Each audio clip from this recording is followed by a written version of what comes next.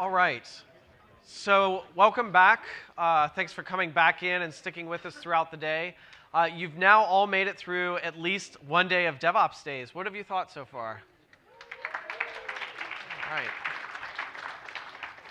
A thing that's really important to myself and a bunch of, I'm sure, my fellow organizers is that we make this day worth your investment. And we also absolutely recognize that what you probably paid or what your employer probably paid for you to be here is $100.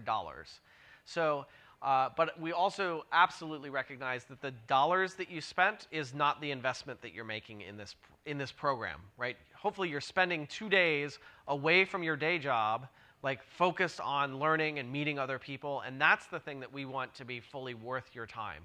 I don't want you to go back to the office on Friday and say, man, it would have been better if I'd sat at my desk these last 2 days than going to that conference, because now I'm so far behind. I don't want you to have to work over the weekend because you spent the 2 days here, but that might be a cultural and a management buy-in thing that we should discuss, and I'm happy to talk to any of your managers about that. I'll write you an excuse that you don't have to work over the weekend or something, right? Also, conferencing is hard, right? Especially when we have conferences like this where we have open spaces and where we truly are asking you to participate. It's up to you to generate the content for a bulk of the afternoon. That can be very mentally draining. It's a different type of work than you're used to doing, and so I really appreciate you doing that with us. Well, as we wait for more folks to come in, I have a couple of announcements that I want to make. But what I'd rather do before I start doing those is ask you. And I'd love anyone who's interested to share, and we have a couple of mics, of course, we can pass these around, but I want to ask you a couple of questions. What's something that surprised you today? What's something that you learned today?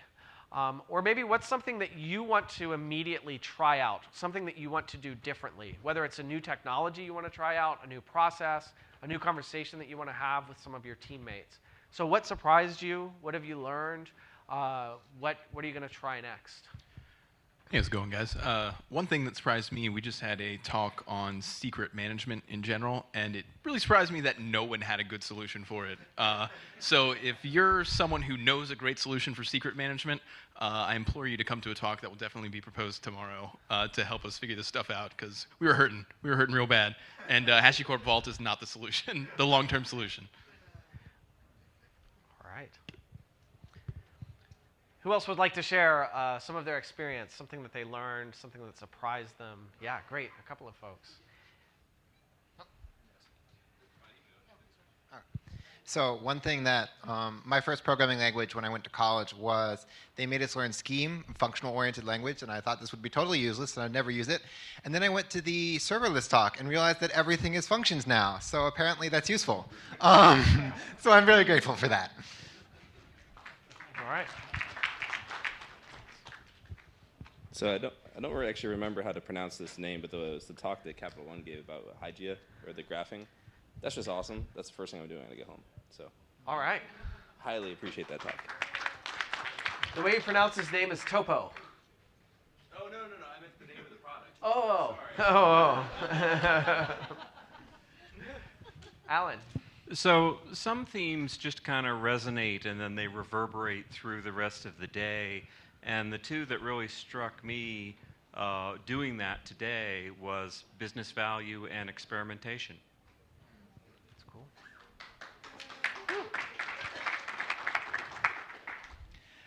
The Hygia dashboard looks very interesting because speaking of customer value, it's the only thing I've seen that attempts to track the velocity of customer value.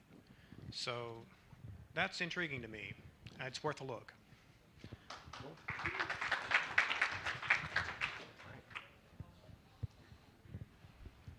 All right, so the most surprised I was in the 5-minute presentation. I never imagined that in 5 minutes you can go through so many slides and you can give so much information. That was surprising. Awesome job. Yeah, that was great. I was also likewise very surprised by the calm nature of every one of our Ignite presenters. They had definitely prepped very well for their talks. If you were one of them and felt like I wasn't calm at all, you totally were. It was great. It was great. Okay, anyone else want to share something Robert does here? Mike? Mike, can you give the mic? Yeah, so I don't know how many people came last year. There were 3 things that everybody talked about last year, and I was surprised about which ones are still being talked about.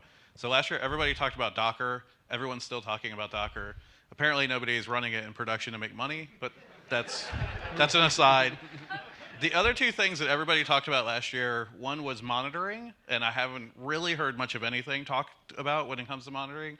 The other one was burnout, and that's a thing I haven't heard anybody talk about this year. So I'd love to believe we've solved monitoring and burnout. Probably we haven't. If those are things that you're concerned about, tomorrow's Open Spaces is time for chats on that. Yeah.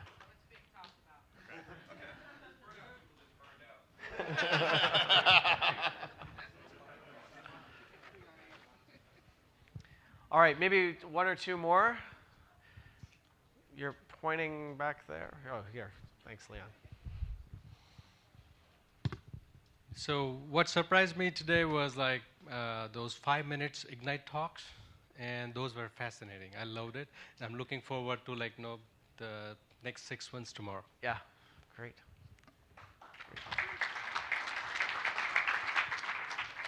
All right, one more. Great. So hi, I'm Eric Sablehouse. I was pretty excited about, we had one of the talks, and it was related to managing the deployment pipeline of disparate applications. And I went into it thinking that I was in like a terrible situation, and came out of it realizing that I've already got like the 80 to 90% solution, and that I was just missing that last piece and understanding how to put all of the puzzle together. So I was really excited that I came out of it with that. Just like a nice realization. That's awesome. That's awesome. Yeah, for sure. I think that there's also a thing that I think that kind of resonates with me with what you just said. When you get together in a group like this, especially if you're here, like some of us are here without any coworkers. Is there anyone in the room who's here just by themselves? Like you're not here with coworkers. And that's a lot of people, right? And the coolest thing I think about getting together like this sometimes is just the realization that you are not alone, right? Like, yeah, you have 80 to 90% of your deployment pipeline solved. So does everyone else. But no one has that 10% solved, right? Secrets management, it's a solved thing. Not, right? Like, and no one believes that it is. And so I think that that's a really key and important thing about getting groups together like this. I think it's really powerful. We also, we like to consider ourselves agile, and we like to shorten feedback loops. So one of the Etherpads that we had was this simple question: how can we make DevOpsDays DC better? Like, what is your feedback? What's working really well for you while you're here? And what are some things that haven't worked well for you? And some of you just shared things that have been great. I didn't hear anyone complaining, though, except maybe secrets management still not a solved problem, but about the conference itself. But there were some that were nice enough to leave us some feedback on the Etherpad. And I just, like in the spirit of transparency, I also want to share that feedback so that you know. This is going to come as a surprise to many of you. One of the things that we got some negative feedback on was the line at lunch. It's shocking, right? We actually have plans in place. We just met with the catering folks just, I don't know, 20 minutes ago. We've got a good plan in place to help expedite that line tomorrow. We're actually going to have 4 different lines. So the logistics might be a little tricky, but don't worry, I'll walk you through it. It'll be fine. And you'll get to your food faster. So that's one thing.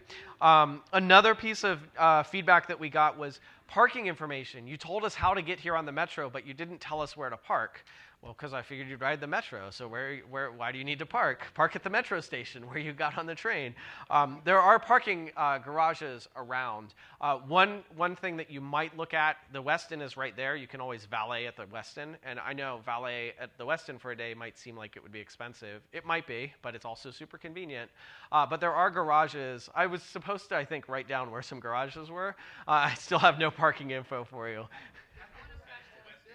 The patent office has a west and an east garage, and they are to the west and the east. And you should park there, yes. All right.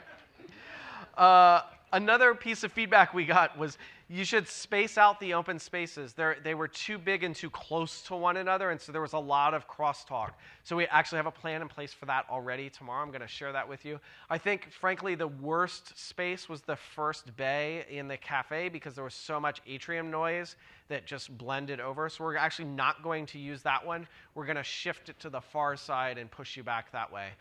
In this room, like this room is this room. There's not much we can do. But we'll work on some of that tomorrow. So I also saw, at least in the first session, this group up here was so big, they said, well, we'll just be like cells and we'll just divide. And then there were two different topics or two different circles around the same topic. So that was cool. Some of you have asked me, where can I get the slides? My phone died and I was taking pictures of all of the slides, and now I'm out of capacity on my phone. So most of the presenters, and I say most because I'm sure that they all will, but maybe someone won't, will share their slides with us. We will post them on the DevOps Days DC site. We'll tweet about them from the DevOps Days DC account, so you will have full access to the slides. For me, it's really, really important that we make this content available to everyone, whether you're here or not. So in addition to making those slides available, as you know, we live streamed everything this morning. Those live streams are no longer live, but the videos are still online. So if you missed a talk this morning because you overslept or for whatever other reason, you can actually watch it right now. So that's available. Those slides or those videos will stay up. And again, just in keeping this content as freely accessible as possible, I will actually take those videos, once they've been cleaned up a little bit, I'll take those videos, extract the audio out of them, and I put them into a podcast. So there's a DevOps Days podcast where you can go and listen to all of the talks or many talks from previous DevOps Days conferences. Now, I admit, like, some of our presenters had brilliant slides. What are you going to get if you don't see the picture? But trust me, it's much easier to listen to a presentation while you're driving than it is to watch a presentation while you're driving. And frankly, everyone in the room thanks you for listening but not watching those presentations while you're driving. Yes, so all of that will be available. Also, some of you have said, man, this is an incredible event. I've been to nothing else like this before. I have good news for you. There's going to be a DevOps Days in Baltimore in August. So it's August 16th and 17th. If you've had a great experience today, it will likely sell out. You should buy tickets for that. If you're one of our sponsors, you might know that, maybe you don't know because you are sponsoring, but we had to turn away sponsors here this year. We said, no, we have too many sponsors, no more sponsors. So if you're interested in sponsoring DevOps Days in Baltimore, or you think your company might be, you should do that sooner rather than later. Let's see, so just some numbers quickly. We had about 540 people that have tickets for this conference, which is a huge growth over last year. It's about 100, 120 more people than last year. We also have 180 people on the waiting list, which is incredible. We're going to open up some limited number of those waiting list tickets. I know that we'll see some people won't be able to come back tomorrow. We're going to fill in. You're like, but what about the line at lunch? You're going to let more people in. It's going to get worse. We have a plan. It's probably fine. So we might have some new people here tomorrow, which means I'm looking to you. You are now the experts on how open spaces work. You're now the experts on how DevOps Days work. So if you see someone new tomorrow that you didn't see today, please welcome them, make sure that they have a great experience, and help them out. So tomorrow we have 4 keynotes. We have 6 Ignite talks. We have 3 more rounds of open spaces. And we're going to end the day tomorrow with a podcast. So we have a DevOps Days podcast. We're going to just recap the day. It's a great way to sort of close out. We'll do a live recording of that podcast right here. And I would invite every one of you to come on to that podcast and share what you learned, something that was interesting, provide some feedback on the conference. It's a really nice way to sort of close out the day. In Agile, we do a bunch of retrospectives. This is or in the land of incidents, we do postmortems. This is our time to do one immediately. It's like a hot wash. We're just going to jump right into it, retrospect the day, talk about sort of capping everything off. And so I really would love to have many of you participate in that talk tomorrow. And don't worry, it's just a podcast. No one will see you. Except during the live stream of the podcast. But you don't even need to think about that. Don't even need to think about that. Okay.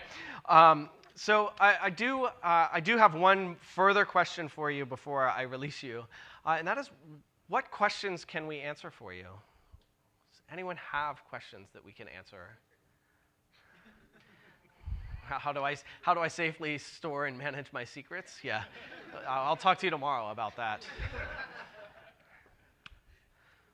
All right. Yes, we do have a question. As I'm one of the ones that raised my hand as having no coworkers here. Yes. I actually was looking for a conference about DevOps to come here. So I didn't actually know if there was like a small video to sell you one coming here that I could use to get my coworkers. Okay, great. So the question was, I'm here by myself because I was actively seeking a conference about DevOps. And I've been having trouble finding one. I finally found one, and I couldn't convince my coworkers to come along. So how do I convince my coworkers to come to something like this? There isn't and the question then was like, is there a video that I can show them that says how great DevOps Days are? There isn't a video per se that's like a commercial for DevOps Days, but what there are across the web are many of the talks from previous DevOps Days. So I find that it's a good way to get people to come to DevOps Days to say, just watch this one talk that I saw or that I heard someone else talk about. So I would point them at that. We're going to do a podcast tomorrow that wraps up DevOps Days. I've done at least 4 others at other DevOps Days that are available. So listen to this 30-minute podcast about how great DevOps Days was, things like that. The other thing I would say is you are going to go back to the office with such excitement after these 2 days that they're going to be so disappointed that they didn't join you. So yeah, that's what I would say. Thanks. Yes? Where's the happy hour at? Well, that's the thing I'm saving till the very end before I release you. Okay, so happy hour begins at 6 o'clock. It's at the Carlisle Club, which if you you must know where the Carlisle Club is. He did the this sign. Yes.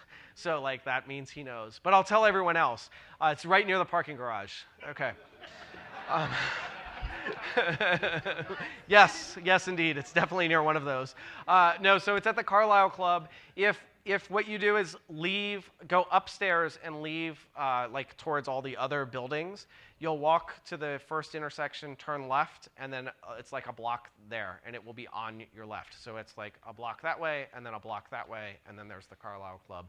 Also, that starts at 6 o'clock, which should mean that you have time to check in on email, call your significant other, maybe your children, your family, whatever. Just touch base with them before you show up with us.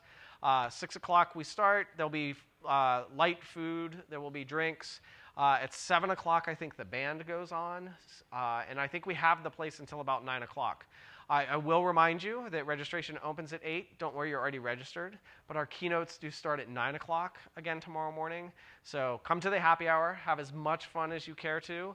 But please also be very safe as you leave the happy hour and be cognizant of the fact that you want to not miss the opening keynote tomorrow morning. Okay? All right. Thank you, everyone.